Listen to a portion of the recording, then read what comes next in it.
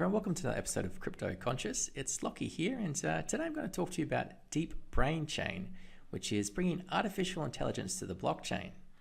Now, why this project really excites me is, having done a bit of research now into what artificial intelligence is, AI has got so many different applications moving forward that are going to really change the way we look at the world and how we interact with things in the future. So I thought it was quite an important video to do. So let's get into it. Now, DeepBrain Chain. DeepBrain Chain is an artificial intelligence blockchain-driven computing platform built on the Neo blockchain. DeepBrain Chain's vision is to provide a low-cost, private, flexible, secure, and decentralized artificial intelligence computing platform for AI products. So some of the products that it'll include is an AI trading platform, an AI data exchange platform, an AI calculating trading platform, an AI model exchange platform, an AI container exchange platform, an AI application exchange platform. But what does that all mean? Until I researched it a few days ago, I had no idea what it was all about. So let's start with the AI industry. Now, the AI industry has seen a huge growth in the past few years, and it's actually beginning to double every year from now on. It's about a 2,500% increase expected in the next eight years. So going from 2.4 billion up to 59 billion in the next 8 years alone. So it's one of the fastest growing markets in the world, and it's not going to slow down anytime soon as AI technology starts to get better. So what is AI then? Now, there's four major types of learning that an AI computer can do. And these types are the supervised learning, which is the most popular, but we'll talk about that in a moment. There's transfer learning, there's unsupervised learning, and there's reinforcement learning. So a few examples of unsupervised learning is basically when you give a computer data and it starts to make conclusions on its own. So if you let an AI computer watch YouTube, there was one of the AI models was able to work out by itself what a cat is. You've got reinforcement learning, which is, if you've heard of the AlphaGo bot or even look at a game of chess, they can create a model to basically work out what would be the next best move to create a simulated model of a player. And this technology has gotten quite good, with AlphaGo now beating the world champion. So it's coming quite along. But let's have a look at supervised learning, which 99% of AI's economic value currently comes from supervised learning. So this is the biggest field for AI technology at the moment. And what it is really is you have an AI computer and you've got an input, and basically it gives you an output. So some examples of that is facial recognition. We've now got phones and other things that can basically, you give it a picture and the output is it you? They've now got doors and security doors that are fully facial recognition operated. We've got speech recognition. So you give it a voice and it outputs a transcript. Figures now say that in terms of Google searches, 10% of all Google searches are now done via mobile by voice applications. So it's growing with obviously the accuracy in speech recognition.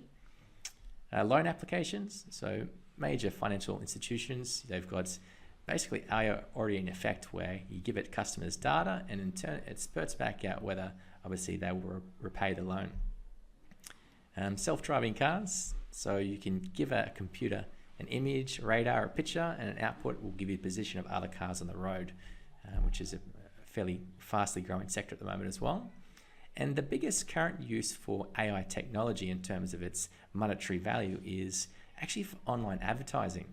So basically you give the computer customer data, and then in turn it will give you the odds then of will that customer click on the advertisement. And with obviously such a big market for online demand, it's really if one AI was going to give you a 4% click rate and another one's going to give you a 5% click rate, obviously you're going to go with one with 5%. So there's a huge demand at the moment for those two, for that sector in competing. And why is AI becoming so big all of a sudden? So we just spoke about basically that the technology itself is controlled by two major inputs, and one of that is computing power, and the second one's data. So the reason why the technology is really beginning to advance is the data sets are becoming much larger, and also the computational power that these AI companies are using has also increased exponentially as well. So as we can see here, previously with limited data and limited computational power, you'd get a very, very limited result in regards to your learning performance. But as the data sets have begun to increase, and also the computational power, and in computational power in AI, they consider it a neural network. So with that, we've seen a growth in the data and a growth in obviously the computation power as well. But both of these sectors, both the computational power and the data, are very, very expensive, and especially the data is very, very time consuming in collecting.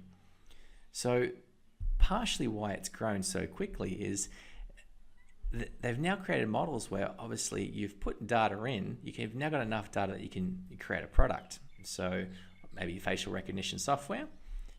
Having a product then enables you to have users, and the more users you have creates more data, so it becomes a self-perpetuating cycle. So now that we've got these companies that have these working AI models for facial recognition, voice recognition, and so on, it's starting to really expedite the process when it comes to collecting data, which is then also improving the efficacy of obviously these AI technologies.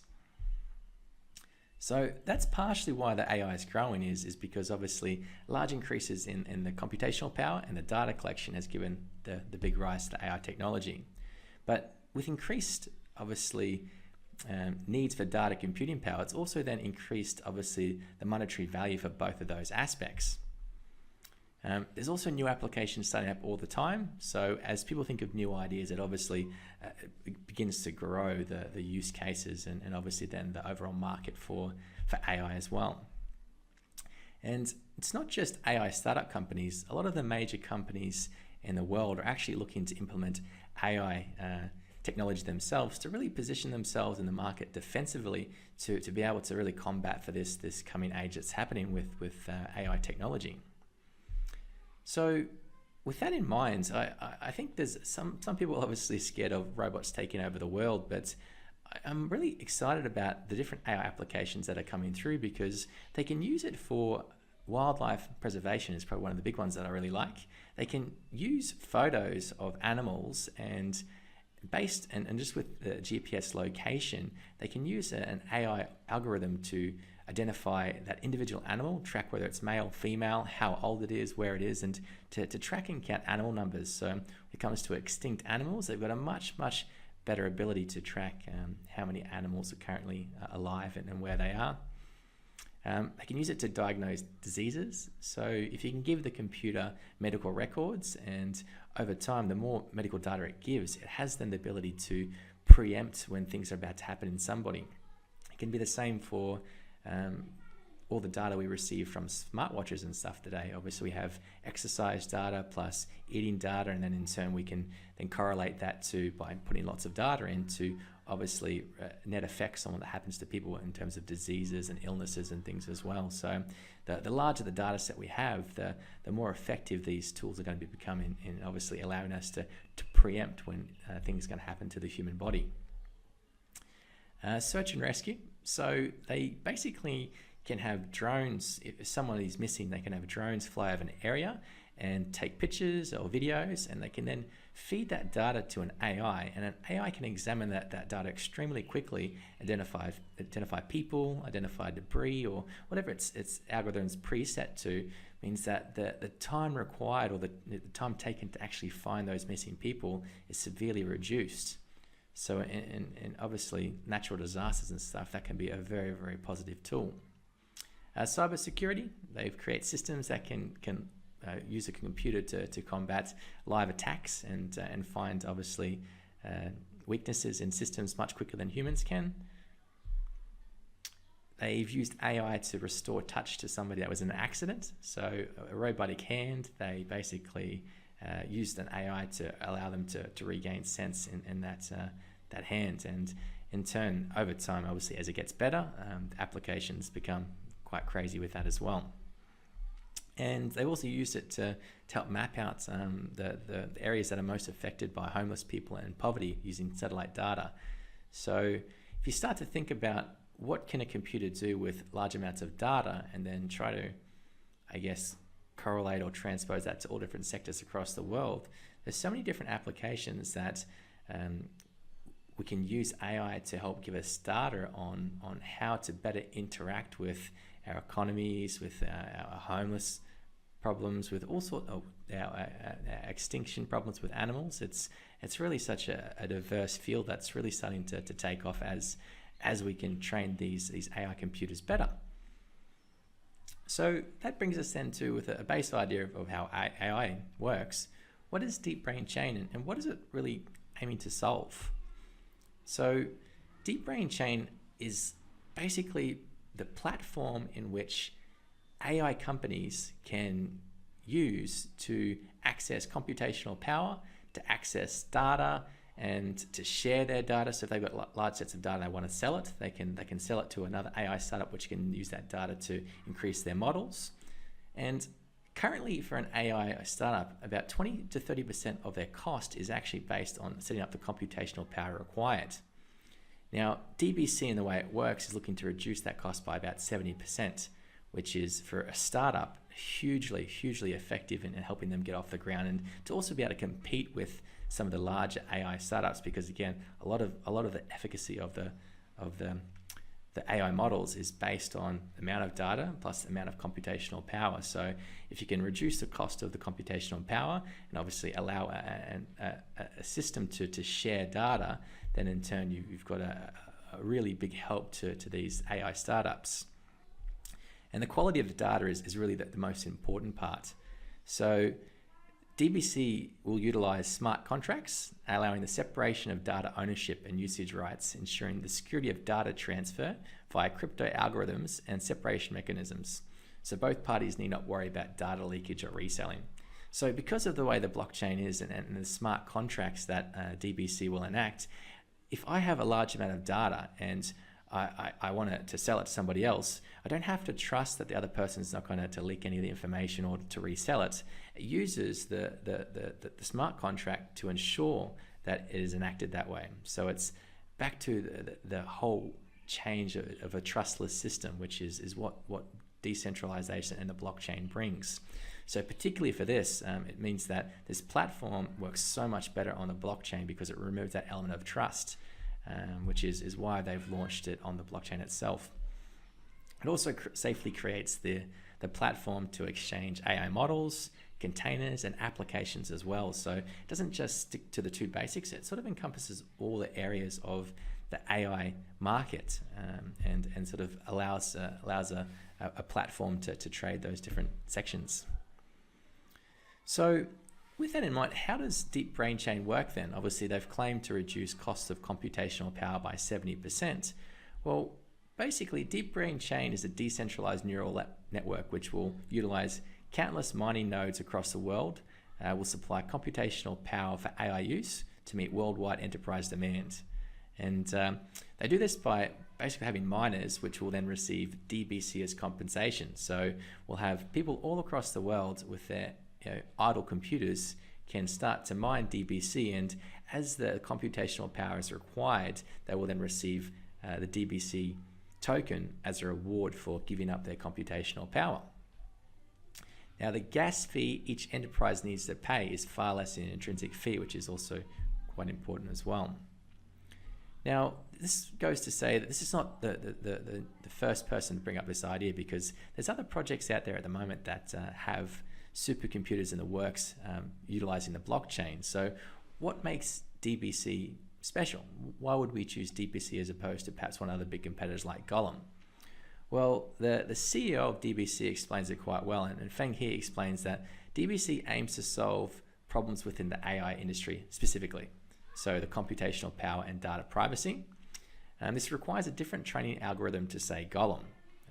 DBC will allow support for some of the major AI tech frameworks, which is Torch, MXNet, TensorFlow, Caffe, CNTK, and which enables the companies or AI companies that are looking to use it will easily be able to train on their platform. DBC also provides a mining mechanism, as just mentioned, which Golem doesn't. So there's a reward for obviously people giving up their computational power. And DBC also focuses on business-to-business user interaction. So simply, they have different economic models and target markets when compared to other computational blockchain uses. So it's very, very specialized, and anything within the AI world at the moment is highly specialized. It's a very, very new emerging technology, and the engineers and project managers, there's not a single person in the world that can be both an engineer and a project manager at the moment. That's how specialized each individual role is within the AI community. So it's really, really important that the platform is specifically designed for obviously these users, as it goes beyond just obviously making processing power. So it needs to be specialized. Why DeepBrain Chain? So DeepBrain Chain has actually got quite a large history when it comes to the AI field. They were actually the first Chinese voice assistant, which was Smart 360, which basically ended up receiving 17 million users across China, and was actually beat, I think it was Google or Amazon to the race by about 6 months. So they're at the forefront of obviously their technology and have already provided real-world applications for their technology, and they're now taking this, their previous knowledge, and putting it onto a new application to help support more AI companies as well. The CEO, Feng He, won the title of Innovative Figures in Shanghai's computer industry. They've created all sorts of different robots. Their team itself, in 2017, won first prize in the business community of the S&P 2017 Chinese Man-Machine Dialogue Evaluation at the Harbin Institute of Technology. So more than 30 different AI companies went to compete at this event, and DeepBrain Chain came out top. So in terms of their acumen, they're at the top of their field. So it gives them really the know-how to make sure that they can create a platform that's going to effectively work for these other AI companies, because obviously they're at the forefront of this technology and have proven that previously. Now, being Chinese-based, the AI industry in China is quite big.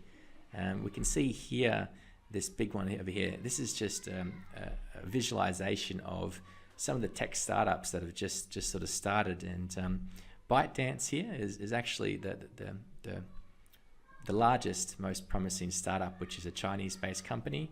UB Tech Humanoid Robotics is another Chinese startup. SenseTime is another tech startup. And if any of you have heard of SoundHound, which is like a voice recognition software, this is them here. They're worth about 100 million. So the Chinese innovations have some really, really huge backing, and there's a lot of money flowing into that market at the moment. So DeepBrain Chain is really getting in at the ground floor and using its first mover advantage to really take advantage of a growing sector. And as we can see, how much the AI sector is going to grow within the next even 7 years, and extrapolate that to 20 years, it's the potential, I guess, partners of DeepBrain Chain is endless. And if it's going to reduce the cost of these startups by 70% in terms of their computational power to start with, there's a huge use case for this technology. The other thing too is DeepBrain Chain, unlike Golem, it's primarily targeting business to business. So it's going and talking to other AI companies and showing them how this is going to benefit their business. And previously, before launching this DeepBrain Chain blockchain platform, they've worked with Microsoft in China, Huawei, the large company, Lenovo, heaps of other major companies. So they've got real world business I guess knowledge. They've been able to set up partnerships in the past and have shown that they've got the ability to really work with these companies, which will be vital in making sure that DeepBrain Chain is successful, because if no one adopts the platform, then it's useless. But I think they've got the right team based on their previous experience to be able to lead to some solid partnerships. So the near future of DBC is the platform hasn't been released yet. So The platform, the testnet, is really just starting to get worked on now. The testnet is going to be going all through Q2, and they're hoping to sort of have things wound up by the end of Q3, which the mining should be launched by then, and the mainnet should be around that time. But the other thing they're looking to do as well is, it's not just China that they're trying to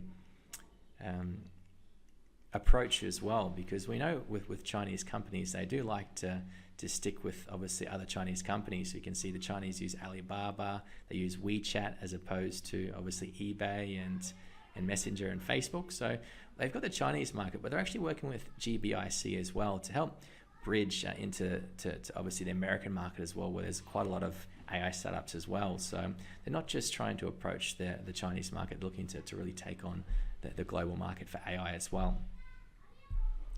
So in summary, DeepBrain Chain is providing a platform for AI companies to reduce their costs and increase productivity. The AI sector is set to increase 2,500% in the next 8 years, and DBC is going to utilize its first mover's advantage to capitalize on this astronomical growth.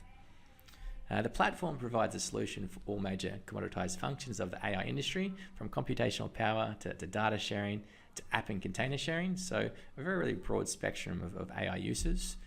And the network is designed to best benefit all the users, which is really important. So from the miners to the AI companies using the platform to the data sellers, it's designed to benefit everybody. It's not trying to capitalize on anybody. It's a very, very fair platform.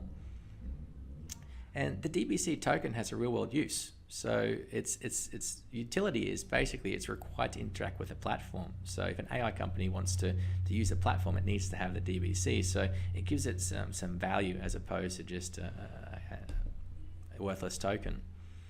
And the team, look, the team's got great experience within the sector. The CEO has been awarded obviously Innovator of the Year for 2015, plus as all the team throughout their different specialized areas from marketing have obviously worked with large companies before, and they've got the know-how to really move this platform forward into something quite a bit larger. So I think it's really got a lot of room to grow in the future. Now, the other thing to consider as well is DeepBrain Chain is the first company to bring this sort of platform to the blockchain, but it's not going to be the only one. I think there's another one, Singularity IO, that's popping up, and there will likely be more in the future as well. So that's not an issue though, because in terms of how big the market is for AI, I'd expect there to be quite a few different platforms which will utilize this, and I think there's a large enough market growing that it's not going to matter as to how many real companies there are. And I think that because DeepBrain Chain again have the team and position themselves in the market now before everyone else, I think it really sets themselves up to really take advantage of the opportunity whilst it's there. So if you have any questions, I'd love to hear from you. And if you have some time, do some research on AI and the other applications that are beginning to happen in the world, because it's really going to change the way we look at things and the way that we can view data in the future. It's revolutionizing things. So I appreciate you watching, and look forward to seeing you in the future. Thanks.